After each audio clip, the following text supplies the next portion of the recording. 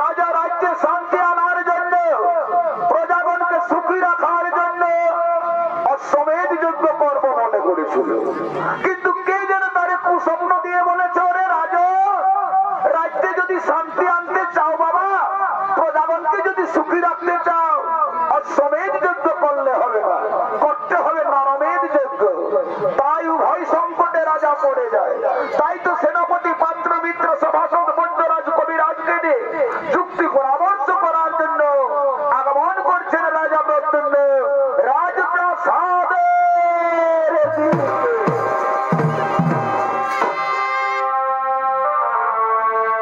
এগো মথুরাতে বৃন্দাবতী,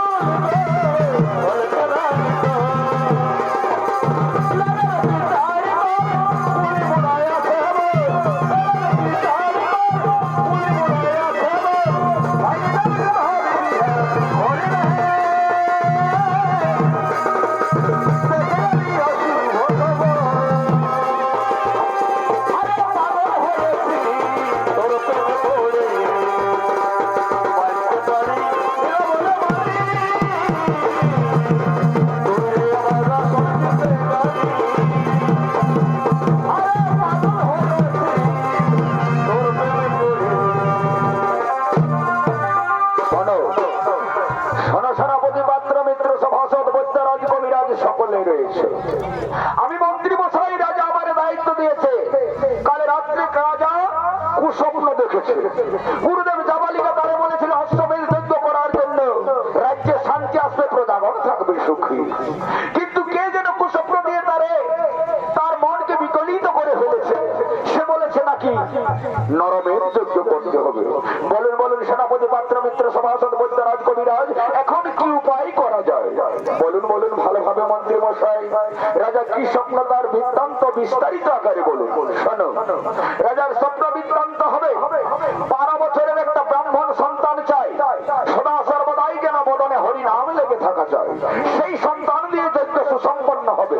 তাহলে মহারাজ তার পরিবারকে দেবে 100 কোটি স্বর্ণ মুদ্রা, 100 দুগ্ধবতী গাভী। শুনুন শুনুন মন্ত্রী মশাই, এই কাজ তো আমাদের দ্বারা সাধ্য নয়। কথা কথা থেকে কথায় খুঁজে বলবো আমরা। তার চেয়ে বরং ওই গ্রামের বাদ্যকারকে দিয়ে গ্রামে গঞ্জে অলিতে গলিতে শহরে এলাকায় সমস্ত জায়গায় ভিড়ার মাধ্যমে এই বার্তা পৌঁছানো হবে। ঠিকই বলেছেন, ঠিকই বলেছেন সেনাপতি, পাত্র, মিত্র, সভাসদ, বৈদ্যরাজ, কবিরাজ, আপনারা যুক্তির মতন যুক্তি দিয়েছেন। তাহলে আর বিলম্বের কাজ নেই, চলো বাদ্যকারের গৃহের দিকে করা যাক আগমন।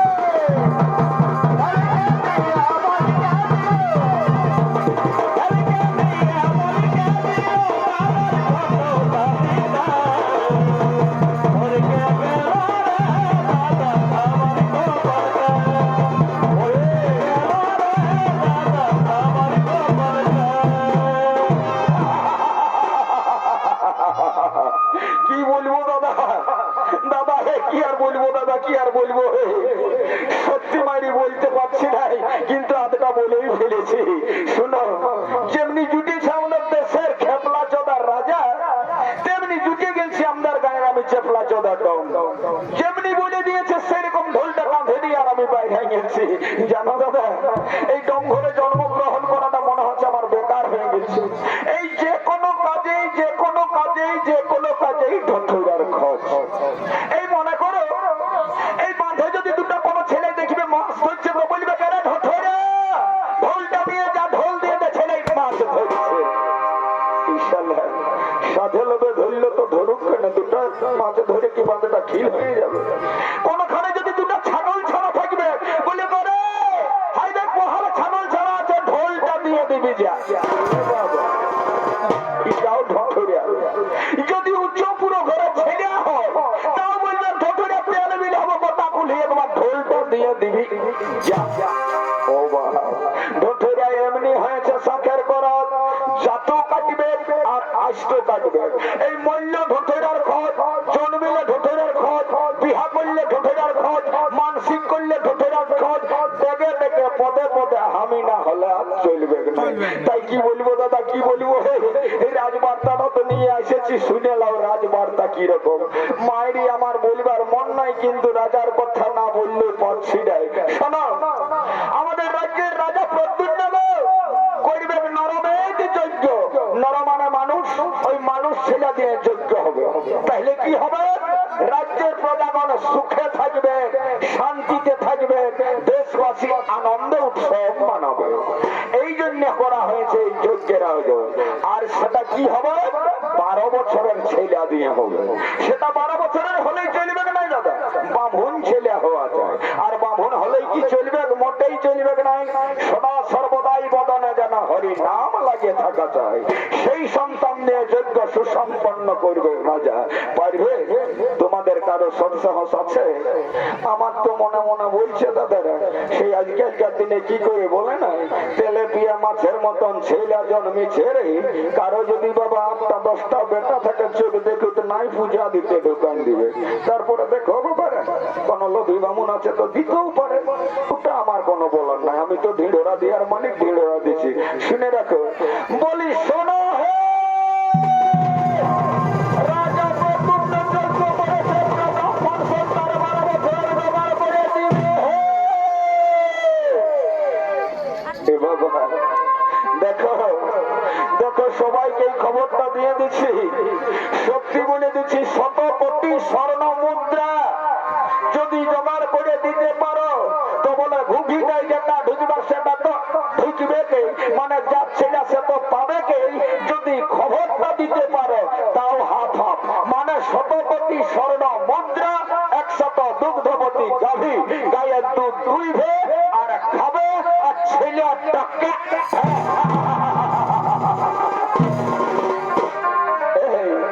দেখবে দাদারা, দেখবে যদি খোঁজ করতে পারো না, কাজ আর করতে হবে না। আর ঘরের না বহুটা দেখবি পায়ের উপর পা দিয়ে আর ছাগলের মতন পা চিবালে হলো। ছোট মোটো ডুঙ্গুরি রে বাচ্চারা 100 কোটি স্বর্ণ মুদ্রা আর 100 দুগ্ধবতী গাভী, মানে মনে হচ্ছে না যে বিরাট রাজার ঘরে ছিল। দেখবে বাবারা, যদি পারো তো ভালোই, আর না পারো তো না পারো, আমার বলার ভাগি বলে দিলি। দেখো দাদা, এত বড় গাঁটা ঘুরে ঘুরে ঘুরে ঘুরে ঘুরে ঘুরে ঘুরে ঘুরে ছুটে গেলি। দেশে 2টা বাবা আছে, তোমরা জানিয়েছ না? নাইলে শুনে রাখো। একটা হলো বুড়া বাবা। আমি বলছি বাবা, আমার বাপও বলেছিল বুড়া বাবা, দাদুই বলেছিল বুড়া বাবা, ছেলেটাও বলছে বাবা, আর লাঠিটাও বলবে বাবা, সবাই বাবা। সেই জন্য হলো বুড়া বাবা। আর সঙ্গে সঙ্গে হামকো বলে ডম বাবা। দেখবে বহু বিটিরা বলবে কে বলছিল গো, ডম বাবাটা এসেছিল। তো হ্যাঁ, তোদের এই যদি বাবা বঠি সত্য, যদি বাবা বলে মানিস, তো একটা বিড়ি বিড়ি আছে তো দাও, চুষবো দাও। তোমাদেরই তো কাজ করতে এসেছি না, আছে না কারো কাছে? কারো কাছে আছে তো দাও, একটু দাও। এ বাবা, কেউ তোমরা নেশা ভাঙ করো না, করো না, করো না, করো না। ধূমপান ক্যান্সারের কারণ। আরেকবার ঢুকুক সেই করোনা ভাইরাসটা, তখন দেখবি অ্যালকোহল নিয়ে বসতে হবে। এবার মামা সেদিকে কোন দিকে আছি রে বাচ্চার হাতারা, বহুত দূরে আছে। ও বাবা, আচ্ছা তো মা আমার জানাবে একটু মোটামুটি বলছি, মুখটা চেকাই গেছি। দেখ বাবা, তোদের এই তো বাবা উঠে একটু খৈনি আছে তো দে মা আমার।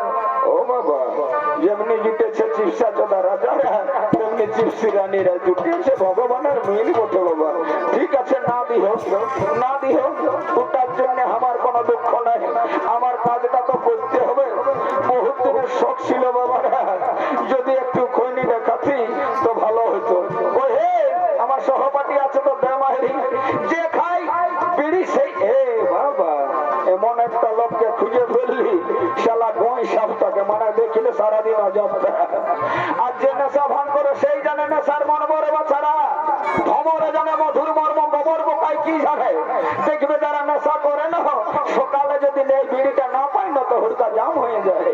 তাই তুমি তো বলছি নেশা ব্যক্তিরে জানে। কই দাদা আছে হে, এই দেখো এই দেখো, এইরকম মনের মানুষ অবিরে বাছারা। দেখো কেমন সরসরা মনের মানুষ, দেখো ধরায় নিয়ে দিচ্ছে, বলছে জীবে প্রেম করে যেজন সেজন সেবিছে ঈশ্বর, জীব সেবাই শিব সেবা। দাদা দাদা এত লোকের মাঝে যখন তুই আমাকে বিড়িটা খাওয়াচ্ছিস, আমি দুটান দিয়েলি, কেউ দিতে পারলে না, 200-500 লোক দাঁড়ায় রয়েছে, তুই খাওয়াচ্ছি, তোকে ডম বাবা বলে একটা আশীর্বাদ আমি অবশ্যই করবো। দাঁড়া দুটান দিয়েলি বাবা, নিমে যাবে।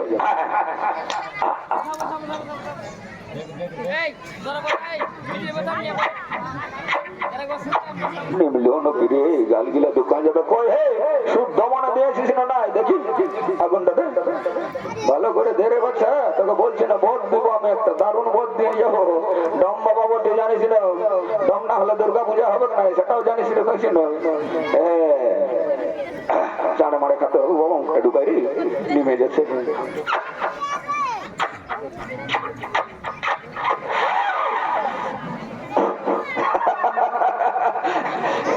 সাধেই পাচ্ছি না, হে পাচ্ছে লিক আছে নাকি বেটার বিড়ি রে, বহুক্ষণ করে পাইছি বাবা, যতক্ষণ না তুই পড়ায় উঠিস না আমিও ছাড়বো না, শুতাবো ঠেসাবো তবে তোকে ছাড়বো। না দুটান নিয়ে লিখি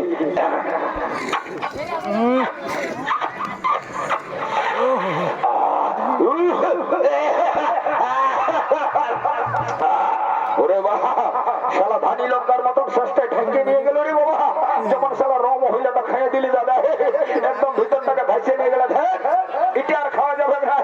লে দাদা কই সব লে, দুটান লিবি দাদা, অনেকক্ষণ লে মারতেছিলিস, খা খাইলে লে ভাই খা দাদা। এত সমাজের মাঝে যাই হোক দোকান দিয়ে আমার মনটাকে শান্তি করেছি, আমি তোকে একটা অবশ্যই মন দান করছি।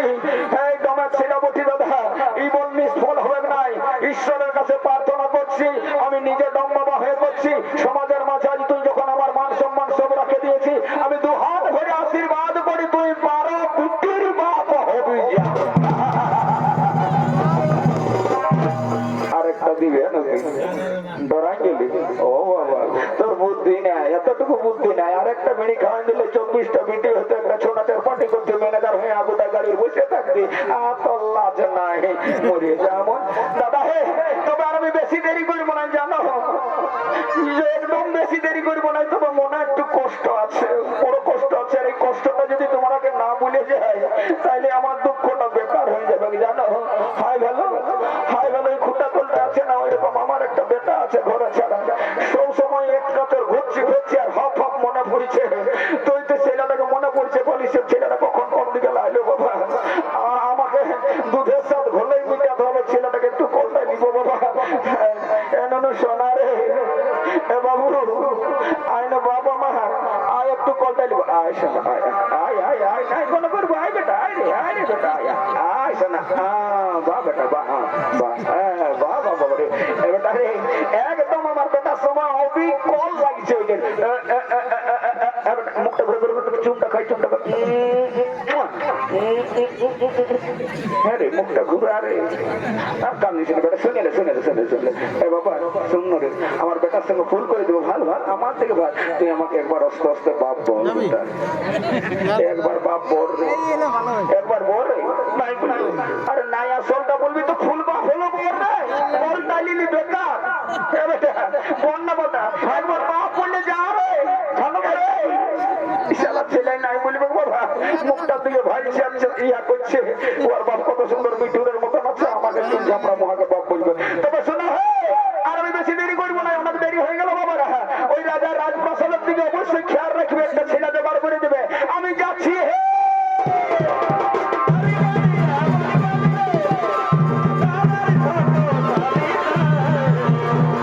ওরে কে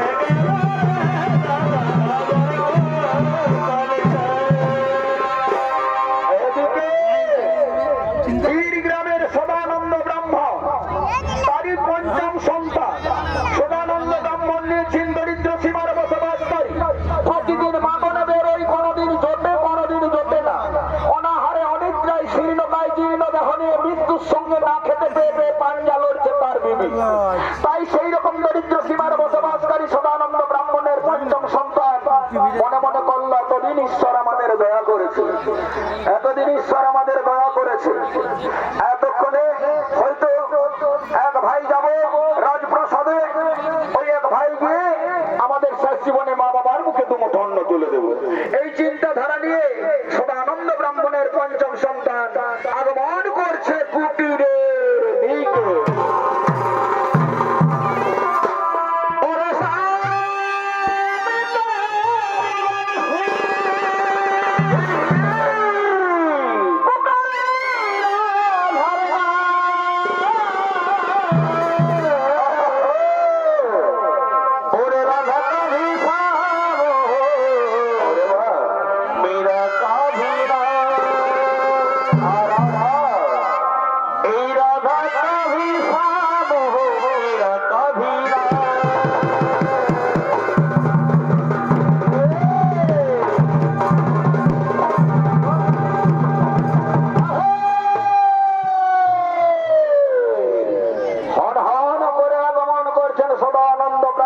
পঞ্চম সন্তান, আর এই পঞ্চম সন্তানের ভূমিকায় নৃত্য পরিবেশন করে সকলের মনে আনন্দের সোহাগ উজাড় করে তুলবে।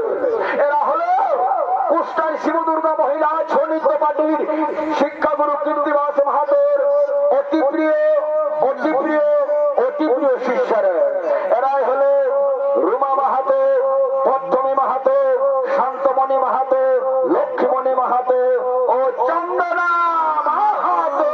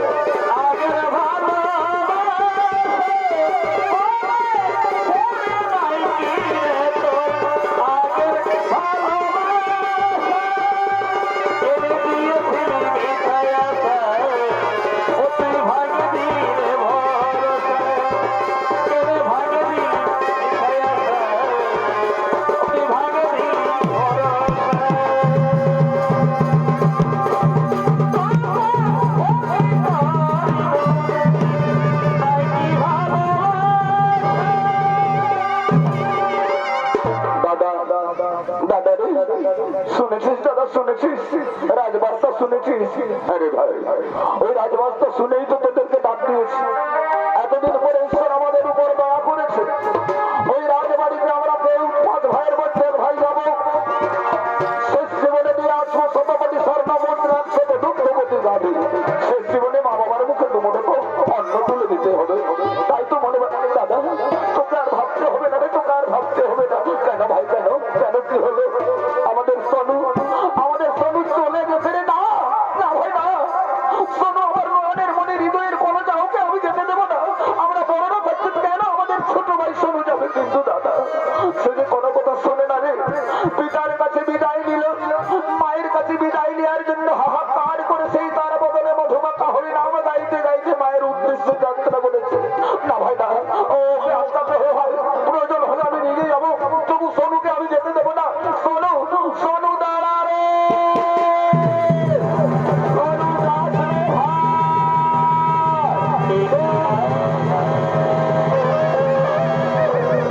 বিদায় নিল, মায়ের কাছে বিদায় নেওয়ার জন্য সম্বল মাত্র সেই বদনে মধুমাখা হরিনাম হরিগুণ গান গাইতে গাইতে মায়ের উদ্দেশ্যে করেছেন যাত্রা।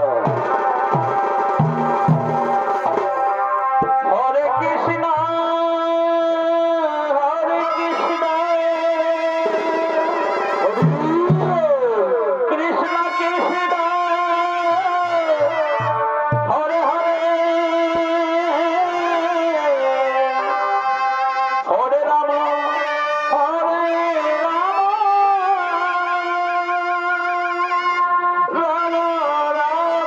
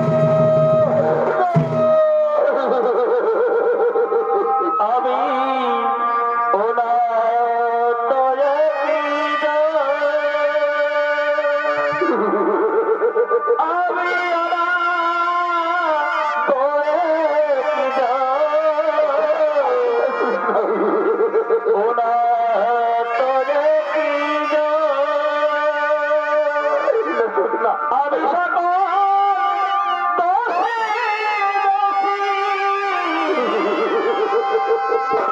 আমায় একটু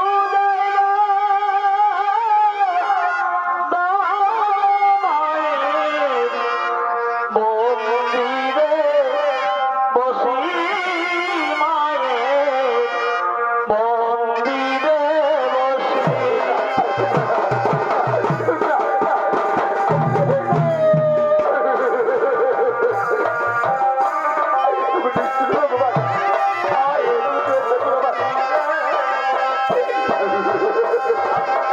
মনে মনে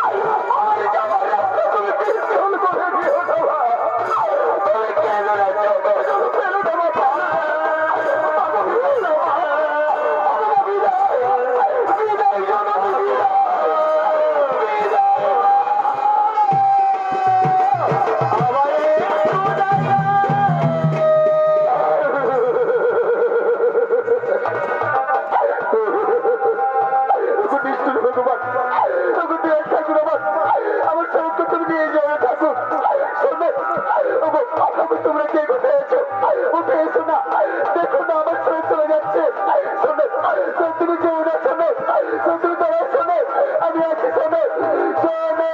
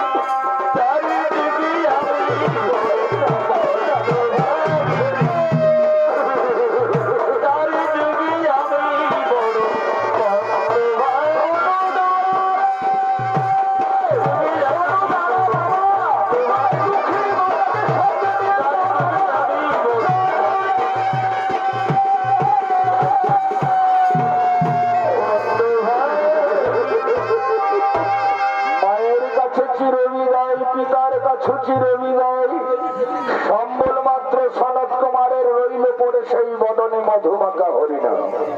সেই হরিগান গাইতে গাইতে আজি রাজার বৈষ্ণব মন্দিরের দিকে সনত কুমার করেছে আগমন। হরে কৃষ্ণ হরে কৃষ্ণ কৃষ্ণ হরে হরে হরে রাম হরে রাম রাম রাম হরে হরে হরে কৃষ্ণ হরে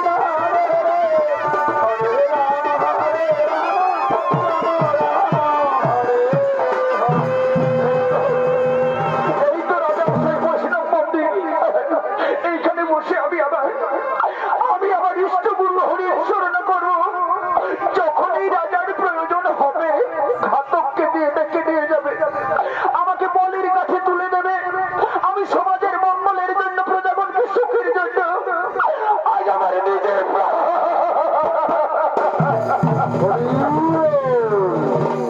সনৎ কুমার আজ বৈষ্ণব মন্দিরের এক পাশে বসে তার হরিকে ভজনা করছে, আর ওদিকে রাজা প্রত্যুণ্ডের একমাত্র আদরের মেয়ে হেমপ্রভা প্রতিদিন মা বলে চলে প্রভা প্রতিদিন যদি ভৌজ বসতে শূদ্র বসতে বৈষ্ণব মন্দির ধৌত করতে পারে না, কোনদিন বিধবা যন্ত্রণা ভোগ করতে হবে না।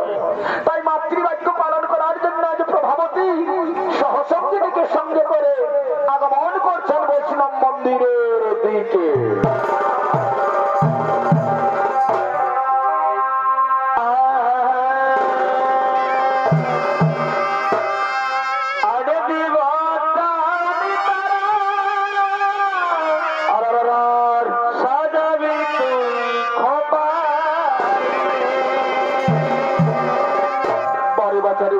তোর রূপেতে গরি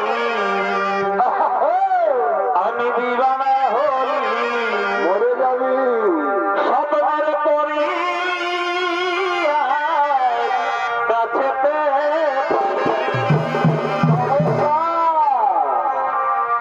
স্বপ্নের পরি কাছেতে পালি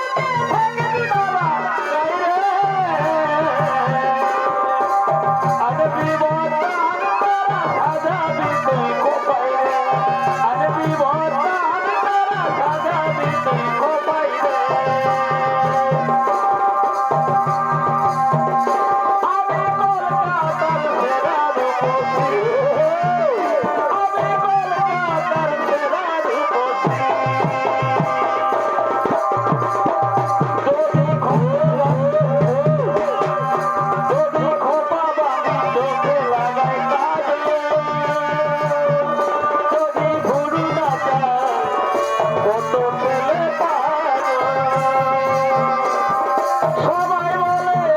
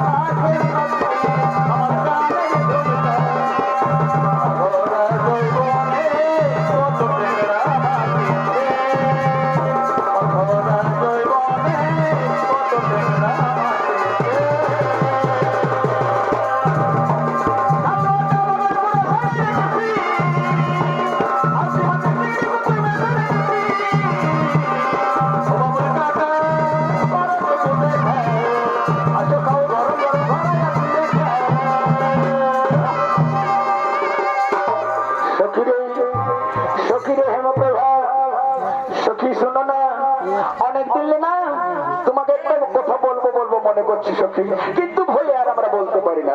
কেন সখী, কেন? আমাকে আবার ভয় কিসের? আমাকে যদি তোরা ভয় করিস তাকে কাকে মনের কথা বলবি? তাই তো সখী, তাই তো রে।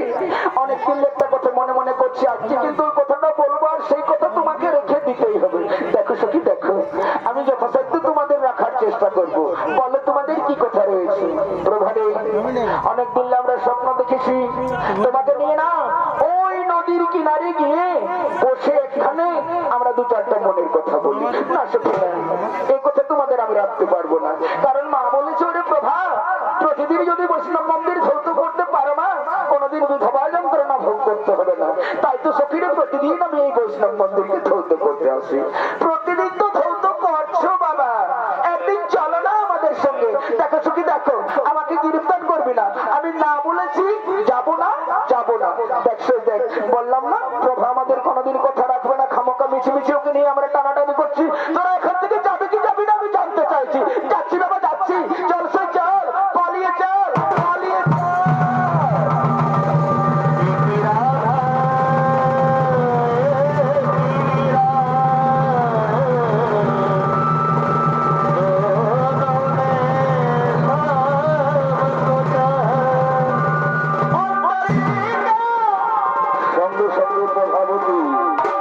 মাতৃবাক্য পালন করছে, বৈষ্ণব মন্দির গুনগুন সরে ধৌত করছে।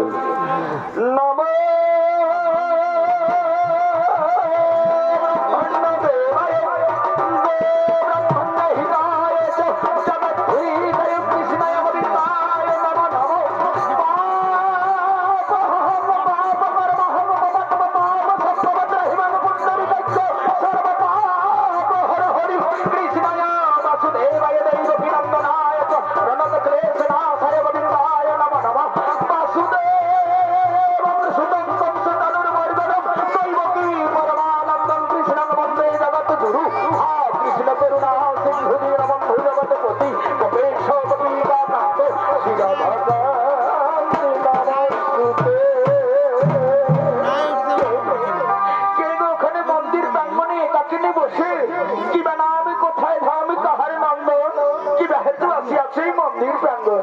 আমাকে বলছো আগে তোমার পরিচয় দাও, পরে না হয় আমার পরিচয় নিও।